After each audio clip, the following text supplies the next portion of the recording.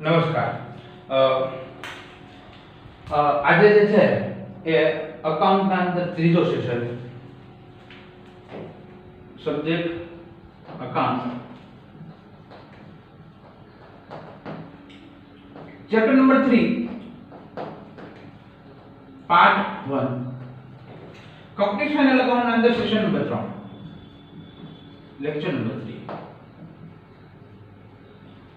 Okay, first lecture ના અંદર જે છે એ કેની પીએનએલ સ્ટેટમેન્ટ ડિસ્કશન કરેલું.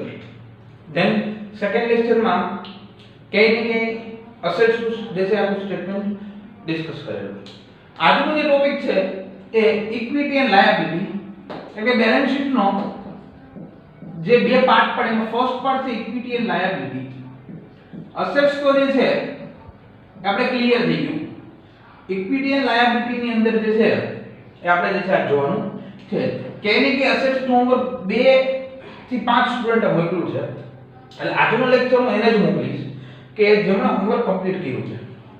ઓકે, બાકી મને ઘણું બધું એવું લાગે છે કે ભાઈ અમે પોતાના બેસ્ટ પ્રયત્ન બેસ્ટ ટ્રાય કરીએ કે તો બી જે છે ઘણા બધા સ્ટુડન્ટ્સ જે છે એ થોડો બી ટાઈમ જોવા માટે નથી કાઢી શકતા.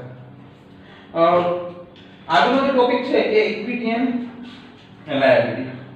Chapter number 3. Chapter number 3. Page number 126. Page number 126.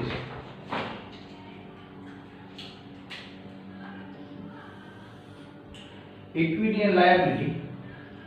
Chapter number 3. Page number 126.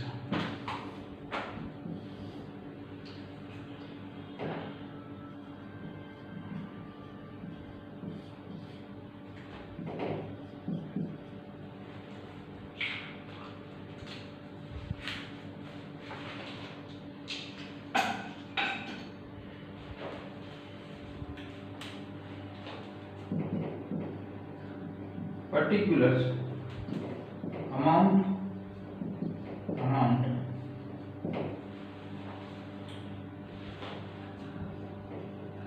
equity and liabilities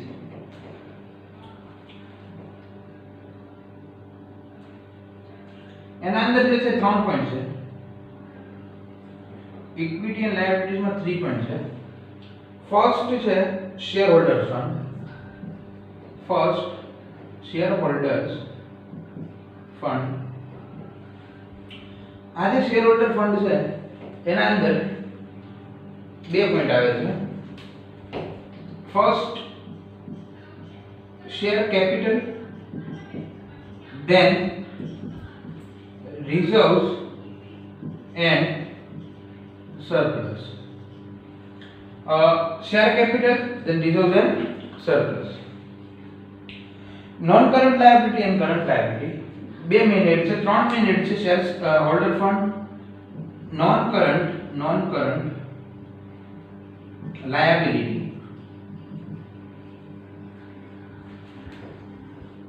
and current liabilities.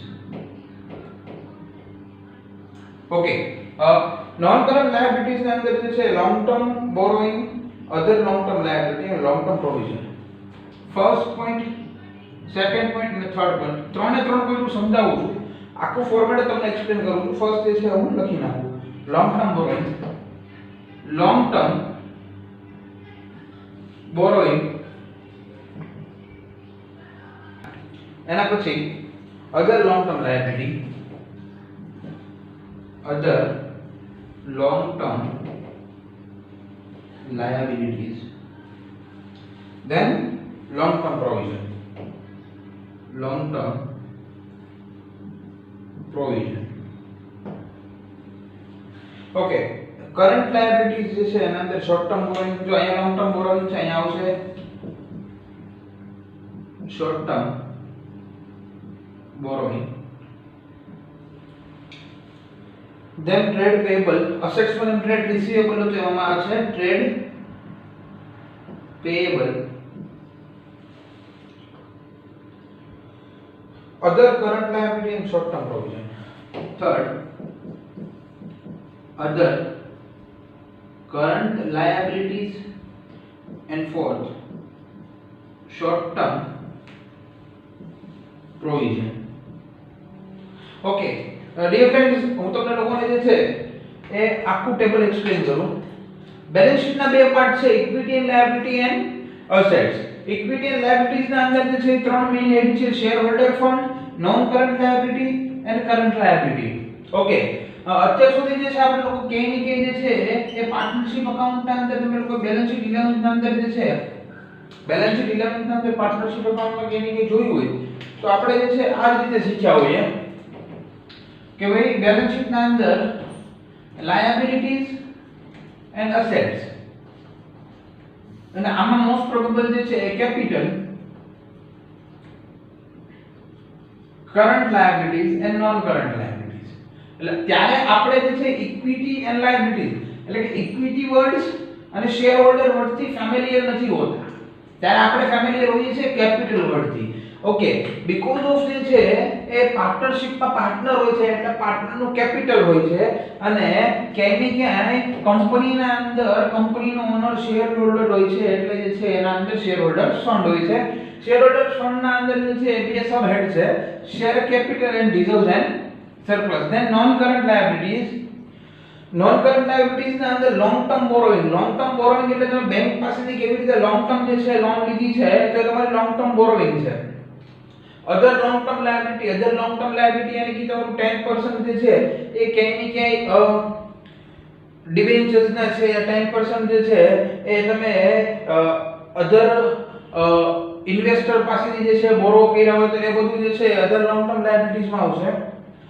Long term provision. Long term provision એટલે પ્રોવિડન્ટ ફંડ છે યા ગ્રેચ્યુટી ફંડ છે કે જે તમે એમ્પ્લોઈઝ માટે જે છે કે ને કે જે છે રાખતા હો છો, એ લોંગ ટર્મ પ્રોવિઝન માં આવશે. બીકોઝ ઓફ જે છે આફ્ટર રિટાયરમેન્ટ એને પે કરવાનું હોય છે. ઓકે, ઇન બિટવીન જે છે પે નથી થતું એટલે જે છે લોંગ ટર્મ ના અંદર આપણે કાઉન્ટ કરશું. Then current liability.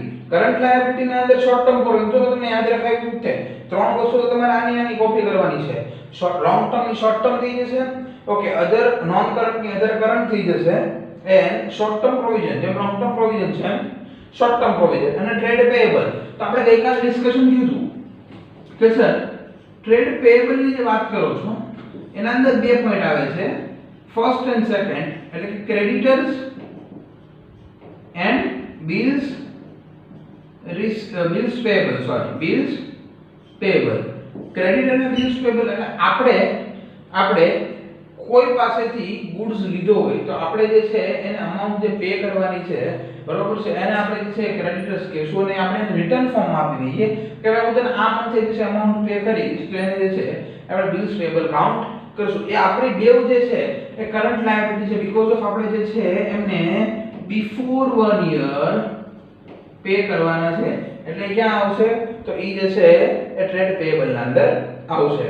તો આ તમારું સિમ્પલ ફંડો હતો, સિમ્પલ લોજિક હતું.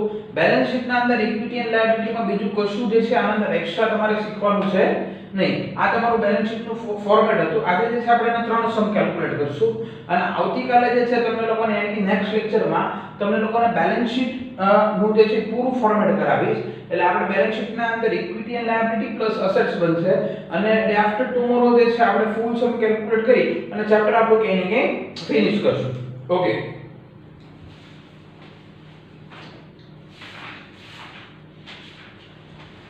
page number 133, illustration number 1, page number 133, page number 133, illustration number 1.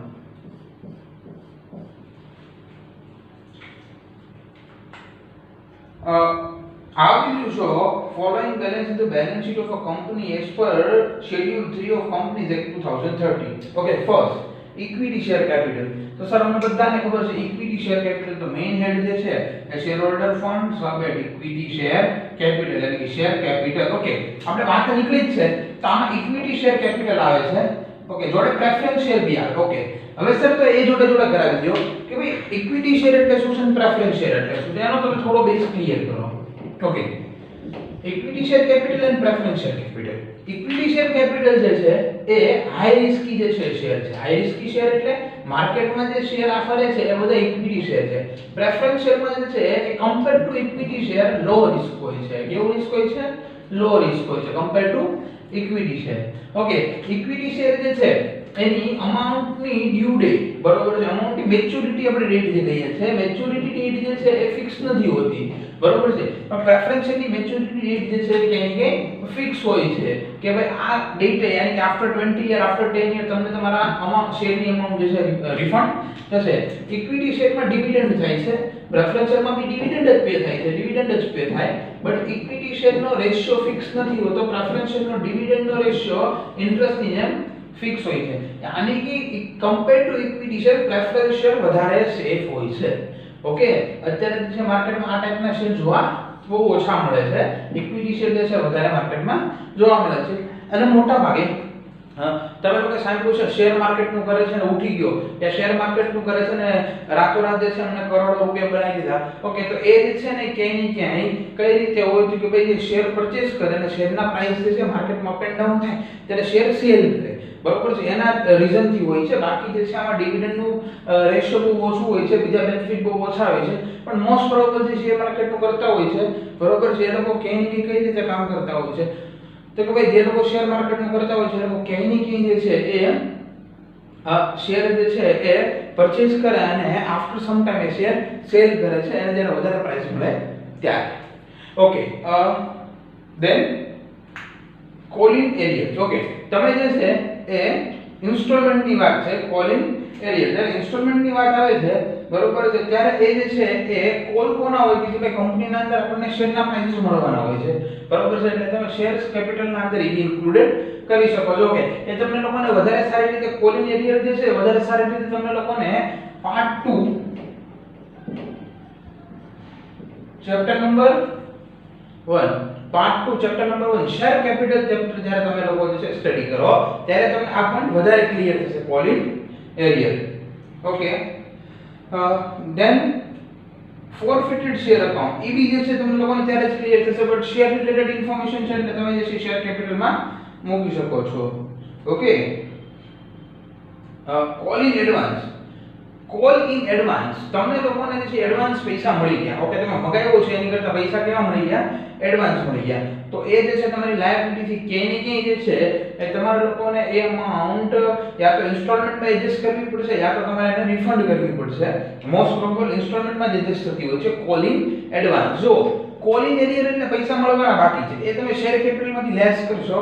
Okay, એ કન્સેપ્ટ જે છે આખો વાઇડ છે, અત્યારે જે છે તમને લોકોને ક્યાંય ને ક્યાંય સમજવા નહીં આવે, પણ આટલું તમે યાદ રાખી લો કે કોલિંગ એરિયર આવે તો તમારે લોકોને જે છે એ ક્યાં મૂકવાના તો કે ભાઈ તમારે લોકોને શેર કેપિટલમાંથી લેસ કરવાના, અને કોલિંગ એડવાન્સ આવે તો તમારે તમારી લાયબિલિટીમાં જે છે મૂકી દેવાના, other current liability, because of એ લોકો ક્યાંય ને ક્યાંય અમાઉન્ટ તમને આપશે.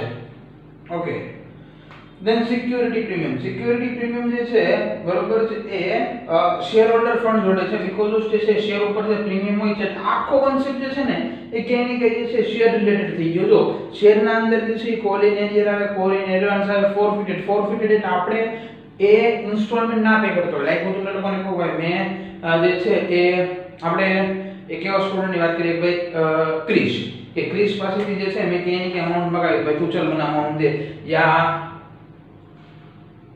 હું તમને લોકોને વાત કરું એવા સ્ટુડન્ટની આયુષ કે ભાઈ ચલ તું મને જે છે ક્યાંય કે અમાઉન્ટ દે, અને એ સ્ટુડન્ટ ક્યાંય કે એવું કે બરોબર છે કે સર નથી દેવા જાવ, એટલે પછી સર નથી દેવા જાવ એવો વર્ડ યુઝ કરે એટલે હું શું કરું ભાઈ ચલો આ લોકોને જે છે એ આપણે 3-4 વાર નોટિસ આપી, રિસ્પેક્ટ થી કીધું કે બેટા આપો, બેટા આપો, બેટા આપવા રેડી જ નથી તો શું કરવાનું કે બેટા પાસેથી વસ્તુ છે લઈ લેવાની, સીધી વસ્તુ છે, બરોબર. તમે જેમ ગાડી ઇન્સ્ટોલમેન્ટ ઉપર લ્યો છો અને એના જે છે તમે ઇન્સ્ટોલમેન્ટ ના પે કરો, બરોબર છે, તો એ લોકો શું કરે છે કે આફ્ટર સમ ટાઈમ તમારા ઘરે આવીને એ વસ્તુ તમારી પાસેથી લઈ જતા હોય છે. ઓકે, એટલે સિક્યુરિટી પ્રીમિયમ બી એમાં આવશે. જનરલ રિઝર્વ જો રિઝર્વ્સ એન્ડ સરપ્લસ નો અલગ જે છે એ સબહેડ છે જનરલ રિઝર્વ. હવે જનરલ રિઝર્વ છે વર્કમેન એક્સિડન્ટ કોમ્પન્સેશન ફંડ છે, યાની કે ટોટલ રિઝર્વ્સ જે છે એ તમે તમારી ઓકે બેડેડ રિઝર્વ માં નહીં લખતા, એ બેડેડ રિઝર્વ જે છે આના હેડમાં નથી આવતો એ યાદ રાખજો ખાલી. Okay, then debentures. Okay, debentures જે છે આપણી શું છે લાયબિલિટી છે, ડિબેન્ચર આપણી લાયબિલિટી છે. ઓકે સર કઈ લાયબિલિટી થઈ ગઈ તો ભાઈ ડિબેન્ચર જે છે એ આફ્ટર સમ ટાઈમ નથી પે કરવાના, તો ડિબેન્ચર જે છે બિફોર 1 યર યાની કે લોંગ ટર્મ લાયબિલિટી છે. એટલે તમે જે છે લોંગ ટર્મ બોરોઈંગ ના અંદર જે છે એને મૂકી શકો છો. ઓકે, નેક્સ્ટ ક્રેડિટર જે છે એમાં તમને લોકોને કીધું એમ ટ્રેડ પેયેબલ છે એટલે કે કરન્ટ લાયબિલિટી ના અંદર આવશે. એવી જ રીતે ડેટર જે છે ટ્રેડ રિસીવેબલ છે એટલે કરન્ટ એસેટ્સ માં આવશે. Okay, loss is four statement of profit and loss account એટલે લોસ છે. ઓકે, લોસ જે છે કે એની કે જે છે તમે કોના રિલેટેડ રાખી શકો તો કે લોસ જે છે કે એની કે તમે સેલ્સ રિલેટેડ રાખી શકો છો. ઓકે, એ બી લેસ થશે. એ કન્સેપ્ટ જે છે એ કે એની કે શેર્સ કંપની ફાઇનલ અકાઉન્ટ તમે લોકો તમે લોકો જે છે એ ફર્સ્ટ ચેપ્ટર જે છે એ કરો એટલે તમને લોકોને વધારે કન્સેપ્ટ ક્લિયર થાય. Okay, share capital concept clear કરો. ઓકે, નેક્સ્ટ પબ્લિક ડિપોઝિટ એટલે તમે પબ્લિક પાસેથી અમાઉન્ટ લીધી છે બરોબર, તો તમારે એ અમાઉન્ટ જે છે કે એની કે રિટર્ન કરવાની. અમાઉન્ટ તમે એને કે એની કે ક્યારે રિટર્ન કરો તો પબ્લિક ડિપોઝિટ જે છે બરોબર એટલે તરત રિટર્ન નથી થતી બીકોઝ એના પાસેથી 2-5 યરના જે છે એ કન્ડિશન લીધું હોય છે એટલે આપણે અધર નોન કરન્ટ લાયબિલિટી માં મૂકશું. ઓકે, અધર નોન કરન્ટ લાયબિલિટી માં મૂકશું. ઓકે, ઇલસ્ટ્રેશન નંબર 2 અને ઇલસ્ટ્રેશન નંબર 3 તમારા લોકોને કેની કે છે એ કરવાના છે. ઇલસ્ટ્રેશન નંબર 2 અને ઇલસ્ટ્રેશન નંબર 3 સેમ છે. ઇલસ્ટ્રેશન ફર્સ્ટ જેવા છે. Illustration first 2 and second first second and third તમારા લોકોને કેની કે જોવાના છે. ઓકે, હવે આપણે જે છે ઇલસ્ટ્રેશન 4 ની વાત કરીએ. Prepare statement inducting equity and liability of balance sheet as per schedule 3 of companies act 2013 from the following balance. Okay, તમારા લોકોને બેલેન્સ શીટમાં જે છે ઇક્વિટી એન્ડ લાયબિલિટી પ્રિપેર કરવાનું છે. તમે લોકો જોજો કે કઈ રીતે પ્રિપેર થાય છે. એકદમ ઈઝી વે છે આનો પ્રિપેર કરવાનો. તમે લોકો કેની કે જે છે હેડ્સ યાદ રાખી લો એટલે વાર્તા થઈ જાય પૂરી. બરોબર છે? ઓકે, મેં તમને લોકોને એક્સપ્લેન કર્યું. એવું હોય તો બુક પેન લઈને જોડે જે છે તમારા લોકોને નોટ ડાઉન કરતું રહેવાનું. ઓકે, ફર્સ્ટ ટ્રેડ પેયેબલ તમને બધાને ખબર છે કે એ ક્યાં આવશે કે ભાઈ અધર માં કરન્ટ લાયબિલિટી માં આવશે. Trade પેયેબલ 30000. Okay, trade payable 30000. Then long term provision sir ક્યાં આવે તો કે ભાઈ long term provision જે છે એ નોન કરન્ટ લાયબિલિટી માં આવશે. એની અમાઉન્ટ જે છે એ 60000 છે. long term provision. Okay sir, reserves and surplus 80000. reserves and surplus 80000. Then other current liability 25000. other current liabilities 25000. Okay, next short term borrowing 24000. short term borrowing જે છે એ 24000. Okay, next share capital 2 lakh. share capital 2 lakh. Okay, next short term provision 35000. short term provision 35000.